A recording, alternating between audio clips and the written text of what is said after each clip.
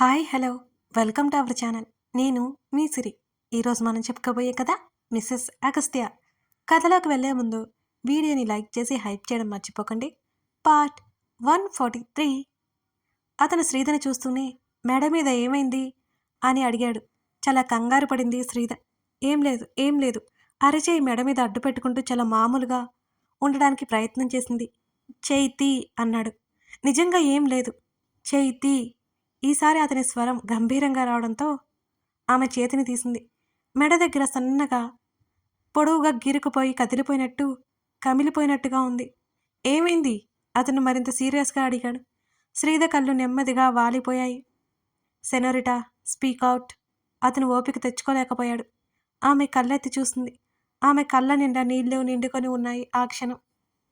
వాడు వాడు ఆమె సన్నగా వెక్కిళ్ళు పెట్టి ఏడవసాగింది. శ్రీధ ఆ పిలుపు అతనికి బాగా కోపం వచ్చిందని అర్థమై ఆమె కళ్ళు తుడుచుకుంది. సూరజ్ అని ఇక్కడ ఒకడున్నాడు కదా, మనోహర్ అల్లుడడా అంటూ సూరజ్ చేసినవన్నీ అతనికి చేరవేసింది. అంతేకాదు అతని అలవాట్లు, వ్యవహారాలు అన్నీ భర్తతో చెప్పింది శ్రీధ. అప్పటికే మరింత ఎర్రగా మారిపోయి దవడ కండరాలు బిగుసుకుపోయి మెడ దగ్గర నరాలు ఉబ్బిపోయి ఉన్నాయి అతనికి. నోటితో చెప్పకపోయినా అతని ఆవేశం ఏ స్థాయిలో ఉందో శ్రీధకి అర్థమైపోయింది. నువ్వు ఆవేశపడుకు, శ్రీధ బ్రతిమాలింది. చాలా లేట్ అయింది కదా, ఇక పడుకో.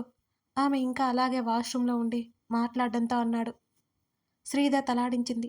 మిస్ యూ అన్నది. పడుకో అని చెప్పి కష్టంగా కాల్ కట్ చేశాడు అగస్త్య. రాత్రి బయటికి వెళ్ళాడు సూరజ్. పార్టీలు చాలా కామన్ కాబట్టి మనోహర్ కూడా ఏంటి అని అడగలేదు సూరజ్ని. పబ్కి వెళ్ళి గర్ల్ ఫ్రెండ్స్తో పాటు రిటర్న్ బయలుదేరాడు. అప్పటికే ఆమె కవ్విస్తుంటే కారు పక్కన ఆపేసి గర్ల్ ఫ్రెండ్ని ఒడిలోకి లాక్కున్నాడు. సార్, వాడు ఇక్కడే ఉన్నాడు, సెక్యూరిటీ లేదు. జేమ్స్ దూరంగా ఆ కార్ని గమనిస్తూ అగస్త్యతో మాట్లాడుతున్నాడు. వాడి కాళ్ళు చేతులు విరిచేయాలి, అగస్త్య సీరియస్గా చెప్పాడు జేమ్స్కి. సరే కాల్ కట్ చేసి ఫోన్ పాకెట్లో పెట్టుకుని ముఖానికి మాస్క్ వేసుకున్నాడు జేమ్స్. అతని వెనక ఇద్దరు వ్యక్తులు కూడా అలాగే మాస్క్ వేసుకుని ఆ కారు దగ్గరికి నడిచారు. మితిమీరిన కోరికలతో కాలిపోతున్న సూరజ్ గ్లాస్ డోర్ మీద ఎవరో తట్టినట్టు అనిపిస్తుంటే చుట్టూ చూశాడు ఒక్కసారిగా. ఆ ఏరియాలో ఎవరు ఎక్కువగా ఉండరు. అర్ధరాత్రి వేళ ఎవరైనా ఉంటారా? పోలీసులా? ఉన్నా సరే అతను మేనేజ్ చేస్తాడు. వెయిట్ బేబీ అని చెప్పి కారు దిగాడు. దిగుతూ చేతిలో గన్ పెట్టుకున్నాడు సూరజ్. సూరజ్ వెనుక ఏదో దాచిపెట్టడం జేమ్స్ చూసేశాడు. ఎదురుగా ఇద్దరు మనుషులు కనిపించగానే ఒక్కసారిగా అదిరిపడ్డాడు సూరజ్. జేమ్స్ పక్కన ఉన్నాడు కనిపించకుండా. వెంటనే గన్ తీసి ఇద్దరికి గురి పెట్టాడు సూరజ్. ఎవర్రా మీరు? నన్నెందుకు ఫాలో చేస్తున్నారు? అలాగే ఆ గన్ వాళ్ళ దగ్గరికి తెస్తూ అడిగాడు సూరజ్. జేమ్స్ నెమ్మదిగా సూరజ్ వెనకకు వచ్చాడు. లోపల నుంచి అమ్మాయి బెదిరిపోయి అరుస్తున్న సౌండ్ ప్రూఫ్ కావడంతో ఆమె అరుపులు సూరజ్కే వినిపించడం లేదు. సూరజ్ షూట్ చేయడానికి సిద్ధమైపోతుండగా వెనక నుంచి సూరజ్ మెడ పట్టుకొని చేతి మీద కొట్టడంతో గన్ను కింద పడిపోయింది. సూరజ్ అతని చేతుల్లో చిక్కుకుపోయాడు. వెంటనే విడిపించుకోవడానికి అన్నట్టు జేమ్స్ని మోచేత్తో పొడిచి విడిపించుకున్నాడు సూరజ్. గన్ కోసం చూడగా అది ఎక్కడో పడింది. తనకంటే బలంగా ఎత్తుగా ఉన్న జేమ్స్ని చూస్తే కాస్త కంగారు వేసింది సూరజ్కి. వెనుక ఇద్దరు, ముందు ఒక్కడు. రేయ్, నేనెవరో తెలుసా నీకు? నాతో పెట్టుకుంటే రేపు పొద్దున కల్లా మీ సవాలు తేలుతాయి. భయం దాచుకుంటూ ధైర్యం నటించాడు సూరజ్. జేమ్స్ ఏమీ మాట్లాడకుండా వెనక ఉన్న వ్యక్తుల వైపు చూస్తూ సైగ చేశాడు. ఇద్దరు అమాంతం వచ్చి సూరజ్ రెండు చేతులు పట్టుకున్నారు. వీపు మీద మోకాలితో పొడిచి మోకాళ్ళ మీద కూర్చోబెట్టారు సూరజ్ని. చేతిలో ఉన్న ఇనుపరాడ్డు బయటకు తీశాడు జేమ్స్. సూరజ్ రెండు భుజాల మీద, రెండు కాళ్ళ మీద దెబ్బలు వేయడంతో గట్టిగా అరవడం మొదలుపెట్టాడు. వాళ్ళలో ఒక వ్యక్తి సూరజ్ నోరు మూసిపెట్టాడు. మరొక వ్యక్తి చేతులు పట్టుకున్నాడు. కసితీరా కొట్టడం మొదలుపెట్టాడు జేమ్స్. శ్రీధని హింస పెట్టాడు అనే విషయం అతనిలో కోపం తారాస్థాయికి చేర్చింది. స్పృహ లేకుండా పడి ఉండేలా పిచ్చుకొట్టుడు కొట్టి కారులో ఉన్న అమ్మాయి వైపు వేలు చూపించి జేమ్స్ వెళ్ళిపోయాడు అక్కడి నుంచి. ఆమె వెంటనే తలుపు తెరుచుకుని అక్కడి నుంచి పారిపోయింది. ఓపిక లేకుండా కళ్ళు మూసుకుపోతుంటే, ఒకవైపు నొప్పి పుడుతుంటే కింద మీద పడుతూ మొబైల్ అందుకుని తన సెక్యూరిటీకి కాల్ చేశాడు సూరజ్. పొద్దున్నే లేచి ఫ్రెష్ అయ్యి బయటకు వచ్చింది శ్రీధ. త్వరగా ఎక్కడి నుంచి బయటపడాలనేది ఆమె జీవిత లక్ష్యమైపోయింది. మనోహర్ సూరజ్ వైపు వెళ్తూ కనిపించాడు. ఎక్కడికి హడావుడిగా వెళ్తున్నారు? శ్రీధ పిలుపుతో వెనక్కి తిరిగాడు మనోహర్. నిన్న అంత జరిగినా శ్రీధ మామూలుగా మాట్లాడడం చూసి తనని తండ్రిగా యాక్సెప్ట్ చేసిందని మనోహర్ ఫీల్ అయ్యాడు. సూరజ్కి చిన్న యాక్సిడెంట్ అయింది బేబీ అనగానే అవునా అన్నట్టు చూసింది. అతను బాధపడుతుంటే చూడాలని ఉత్సాహంతో మనోహర్ వెంట నడిచింది శ్రీధ కూడా. నేను కూడా చూస్తాను, పాపం ఎలా ఉన్నాడు? జాలి పడుతూ అడిగింది శ్రీధ. శ్రీధతో పాటు సూరజ్ గదిలోకి వెళ్ళాడు మనోహర్. కాళ్ళు చేతులు తల కట్టేసి బెడ్ మీద ముక్కుతూ మూలుగుతూ కనిపించాడు సూరజ్. అతన్ని చూడగానే ఫక్కున నవ్వబోయి నోటికి చెయ్యడ్డు పెట్టుకుంది శ్రీధ. ఎలా జరిగింది నాన్న? శ్రీధ అమాయకంగా అడిగింది. శ్రీధ పిలుపుకి మురిసిపోతున్న మనోహర్ మేనల్లుడి నొప్పి నోయ పెద్దగా పట్టించుకోలేదు ఆ క్షణం. శ్రీధ నవ్వు ఆపుకుంటున్నట్టు కనిపించగానే పళ్ళు కొరకబోయాడు సూరజ్. పాపం దవడ దగ్గర నొప్పి పుట్టి ఆగిపోయాడు. యాక్సిడెంట్ అన్నాడు అని అసలు ఎలా జరిగింది? అంత కేర్లెస్గా డ్రైవ్ చేస్తున్నావా? రెట్టించి అడిగాడు మనోహర్. శ్రీధ లేకపోతే ఖచ్చితంగా తన్ని కొట్టిన విషయం చెప్పి వాళ్ళంతా తేల్చేవాడు. ఆమె తన్ని చూసి నవ్వుతుందని సూరజ్ ఆగిపోయాడు. ఆమె దృష్టిలో చేతగాని వాడిలా ఉంటాడని సూరజ్ మౌనంగా ఉండిపోయాడు. తను మౌనంగా ఉంటే ఆమె మళ్ళీ ఎగిరిపడుతుందేమో అని భయం కూడా ఉంది సూరజ్కి. నాకెందుకో ఇది యాక్సిడెంట్ లాగా అనిపించలేదు. ఆ మొహం మీద దెబ్బలేంటి? పెదవి విరిచి కళ్ళెగరేసింది శ్రీధ. సూరజ్, నిజం చెప్పు నాన్న అడిగాను మనోహర్. మేనల్లుడి వాళ్ళని చూస్తుంటే అతనికి కూడా అనుమానంగానే ఉంది మరి. నిజంగా మావయ్య, యాక్సిడెంట్ అయింది. డ్రింక్ చేసి రోడ్డు దాడుతుండగా జరిగింది అని తలదించుకున్నాడు సూరజ్. శ్రీధ ముందు తిట్టలేక ఊరుకున్నాడు మనోహర్ సూరజ్ని. డాక్టర్ ఏమన్నారు? 1 month కంప్లీట్ బెడ్ రెస్ట్ అన్నాడు సూరజ్. రెస్ట్ తీసుకో అంటూ మనోహర్ బయటికి వెళ్ళిపోయాడు అక్కడి నుంచి విసుగ్గా. కేర్ టేకర్ సూరజ్ పక్కనే ఉంది. శ్రీధ అతని పక్కన వచ్చి నిలబడి తేరిపారా చూసింది సూరజ్ని. నిజం చెప్పు, నీకు యాక్సిడెంట్ అయిందా లేకపోతే ఎవరైనా కొట్టారా? అనుమానంగా అతన్నే చూస్తూ అడిగింది శ్రీధ. కొట్టిన వాళ్ళు ఎవరో తెలియక ఒకవైపు మండిపోతుంటే ఆమె ఇంట్రాగేషన్లకి చిరాకు వచ్చింది సూరజ్కి. నా కళ్ళ ముందు నుంచి బయటికి పో అని సూరజ్ అరిచాడు. జాలి చూపిస్తుంటే వద్దంటావేంటి మిస్టర్ సూరజ్? మా నాన్నగారికి స్వయాన మేనల్లుడు కదా. ఈ మాత్రం జరుగుతూ అడుగుతున్నాను, అరుస్తావేంటి? లోపలికి వస్తున్న మనోహర్ని చూస్తూ డ్రామా ప్లే చేసింది శ్రీధ.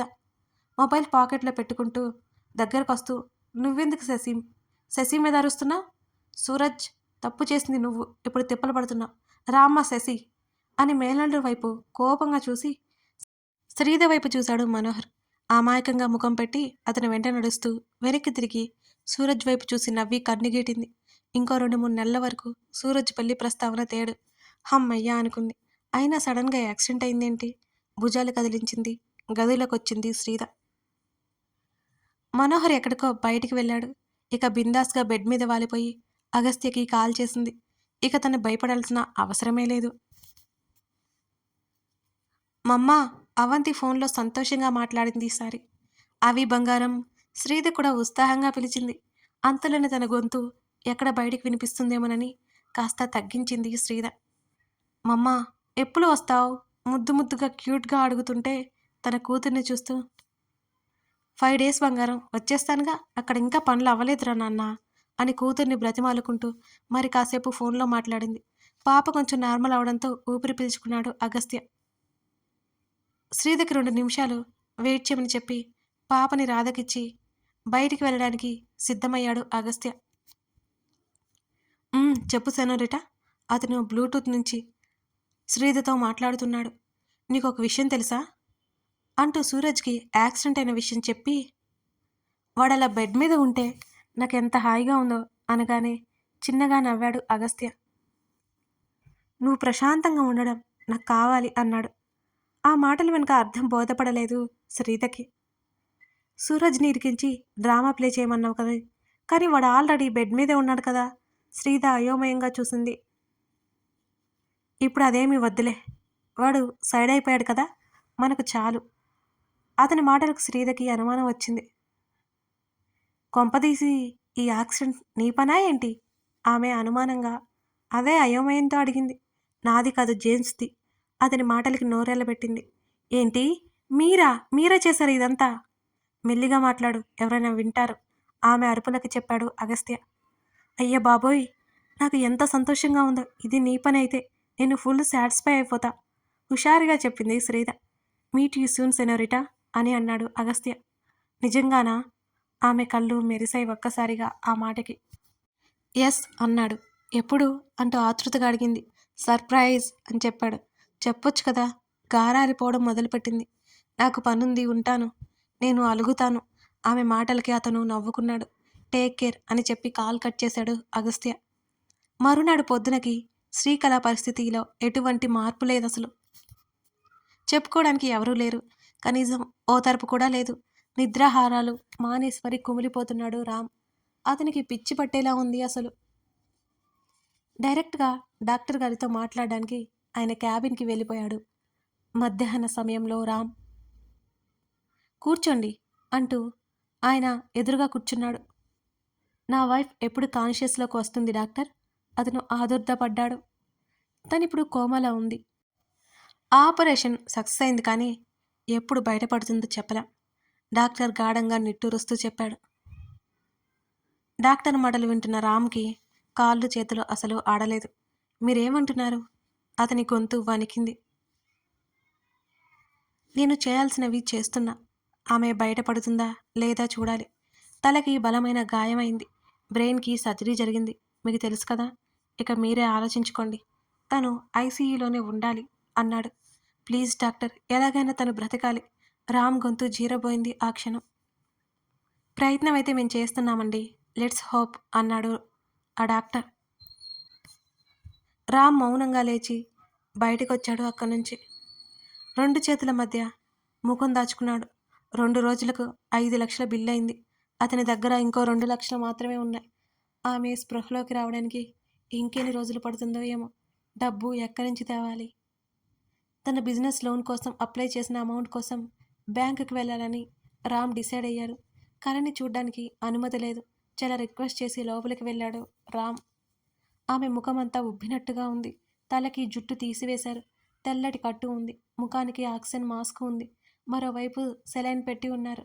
ఆమె గుండె దగ్గర ఏవో వైర్లు పెట్టారు. చూడ్డానికి శ్రీకళలాగా లేదు. రామ్కి ఒక్కసారిగా ఏడుపు వచ్చింది. అతను పంటి బిగువున కష్టంగా ఏడుపు ఆపుకున్నాడు ఆ క్షణం. ఎంతో అందమైన శ్రీకళ రూపురేఖలు మారిపోయాయి. ఆమె చేతిని పట్టుకోబోతుంటే నర్సు వద్దని వారించింది.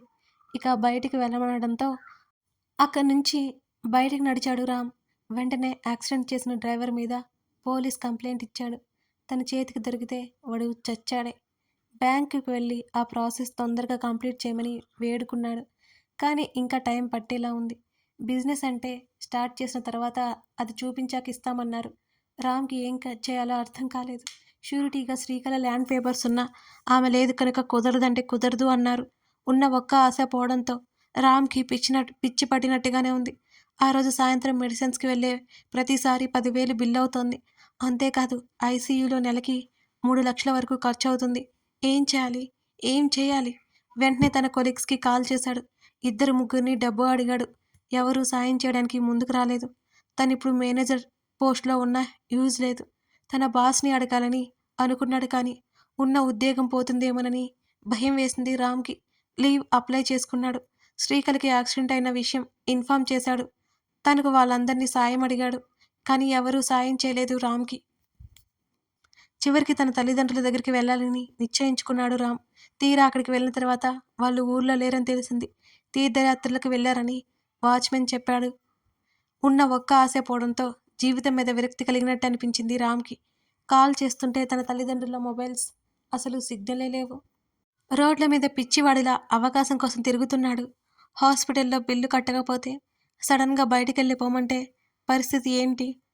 రామ్కి అర్థం కాలేదు. అప్పుడు కళ ప్రాణాలతో ఉండదు. ఒక్కసారిగా అతనికి శ్రీద గుర్తొచ్చింది. ఆమె కూడా అచ్చు ఇలాంటి పరిస్థితికి కలిగించాడు ఆమెకి తను. కర్మ ఎవరిని వదిలిపెట్టదు అనే సత్యం బోధపడింది రామ్కి. కానీ అప్పటికే చాలా ఆలస్యమైపోయింది. శ్రీద ఆడపిల్ల, ఇల్లు లేదు, డబ్బు లేదు. అయినా ఒంటరిగా పోరాటం చేసి తన తండ్రిని బ్రతికించుకుంది. తనే శ్రీదకి ఆ పరిస్థితి కల్పించాడు. ఇప్పుడు అచ్చం అలాంటి స్థితి తనకి వచ్చింది. ఎవరూ కల్పించలేదు. రామ్ చేసిన పాపం మెల్లిగా అర్థమవసాగింది అతనికి కూడా. గట్టిగా అరవాలని, ఏడవాలని అనిపిస్తోంది అతనికి. కలని బ్రతికించుకోలేకపోతే తను చేతగానివాడు. పక్కనే ఉన్న కల బ్యాగ్ ఓపెన్ చేశాడు. ఆమె నాప్కిన్ వస్తువులు చేత్తో తడిమాడు. అప్పుడు చూశాడు ఏదో హాస్పిటల్ ఫైల్. ఏంటిది అనుకుంటూ చేతుల్లోకి తీసుకున్నాడు. ఆ ఫైల్ మీద శ్రీకళ రామ్ అనే అక్షరాలు క్లియర్‌గా కనబడుతుంటే అతని కనుబొమ్మలు ముడిపడ్డాయి. కథ కొనసాగుతోంది. శ్రీకళ ప్రెగ్నెంట్ అనే విషయం రామ్‌కి తెలియనుందా? మరి ఇంత జరుగుతుంటే ఆ బిడ్డ ఏమవుతుంది? తెలుసుకోవాలంటే తర్వాత భాగం చూడాల్సిందే. ఈ కథ మీకు నచ్చిందనే అనుకుంటున్నానండి. ఇంకా ముందు ముందు బోలెడన్ని ట్విస్టులు ఉన్నాయి. అసలు మిస్ చేయకుండా చూడండి. ఈ పార్ట్ ఎలా అనిపించిందో మీరు తప్పకుండా కామెంట్ చేసి లైక్ చేయడం మాత్రం మర్చిపోకండి. Thank you for watching this video. మరో ఎపిసోడ్‌తో మనం మళ్ళీ కలుద్దాం.